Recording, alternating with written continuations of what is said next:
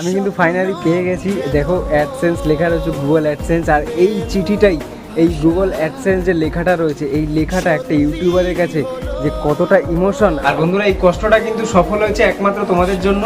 যে আমি মানে গত 6 মাস ধরে আমি প্রায় আমি যে জবটা করতাম সেই জবটা ছেড়ে দিয়ে আমি জোম্যাটো করতাম।